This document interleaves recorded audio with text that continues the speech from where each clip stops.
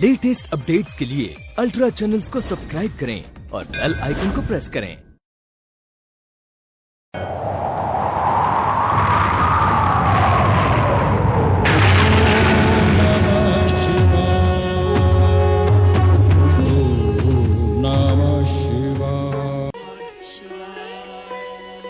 प्रणाम ऋषिवर। कल्याण भव। तुम कौन हो वत्स? मैं प्रथम बार तुम्हें यहाँ देख रहा हूँ। मैं प्रथम बार ही यहाँ आया हूँ पूज्यवर। यहाँ से कुछ ही दूरी पर अंगिरा ऋषि शिवशिष्ट यज्ञ का आयोजन कर रहे हैं। उस यज्ञ का संचालन करने हेतु आपको आमंत्रित किया है। कृपया मेरे साथ पधारने का कष्ट करें। स्वामी, मेरी तपस्या के कारण विगत कई दिनों से आपने भोजन नहीं किया होगा। मैं तुरंत आपके भोजन का प्रबंध करती हूँ। आप भोजन करके ही पधारें। किंतु ऋषिवर, वे सब वहाँ आपकी प्रतीक्षा कर रहे हैं। माता, आप निश्चिंत रहिए। ऋषिवर के आहार की व्यवस्था वहीं हो जाएगी। देवी, यज्ञकर्ताओं के अनुरोध को तो हमें स्वीकार करना ही पड़ेगा। यज्ञ समाप्त होते ही मैं तुरंत लौट आऊंगा। चलो वत्स।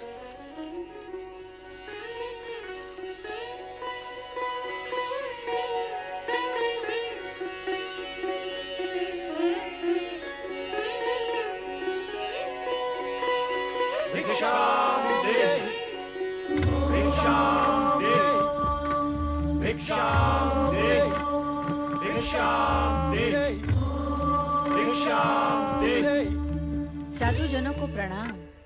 कल्याण भव।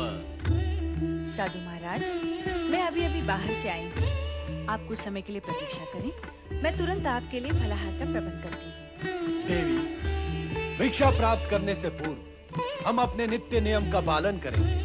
अपने नियमों के अनुसार हम उसी गृहिणी से भिक्षा ग्रहण करते हैं जो निसंकोच होकर हमें भिक्षा दे। अर्थात यही कि पर पुरुष जैसा व्यवहार न करके लाज, मर्यादा और संकोच को त्याग कर हमें भिक्षा दे। ये कैसे संभव है? विचित्र मांग है आप तीनों की। कोई भी पतिव्रता सन्नारी इस प्रकार की स्थिति के लिए कभी तैयार नहीं होगी। भला पर पुरुषों के सामने कोई भी स्त्री अपनी लाज और मर्यादा का त्याग कैसे कर सकती है? आप निसंकोच व्यवहार की अपेक्षा क्यों करते हैं मुझसे? लाज और मर्यादा तो नारी के आभूषण होते हैं, और आप आभूषणहीन रूप में मुझे क्यों देखना चाहते हैं? लगता है आपके मन में कोई खोट है। हमारे प्रति शंका और संदेह रखने वाले को हम अपने क्रोध की ज्वाला से तुरंत भस्म कर देते हैं। हम सच्चे तपस्वी हैं।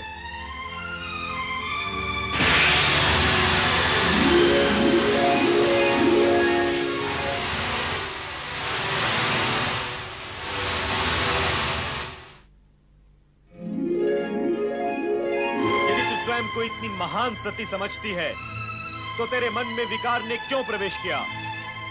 और यदि तेरे मन में विकार नहीं है तो तुझे तुरंत हमारी मांग स्वीकार कर लेनी चाहिए।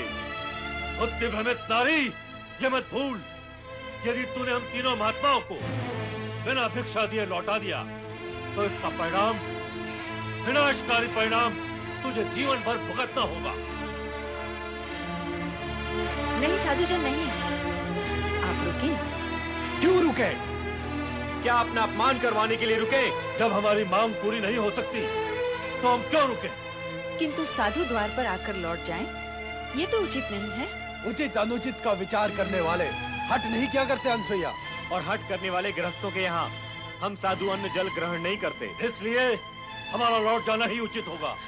ऐसा अनर्थ ना करे साधुजन। अनर्थ से बचना चाहती हो तो हमारे शब्दों का अर्थ समझो। अर्थ समझ लेने के पश्चात उन शब्दों पर आचरण भी करो। इसी में तुम्हारा कल्याण है अनसुईया। हमारी मांग स्वीकार कर लो। शीघ्र ही ऐसा अवसर आएगा जब तुम ब्रह्मा, विष्णु, महेश इन तीनों की माता बनोगी। मैं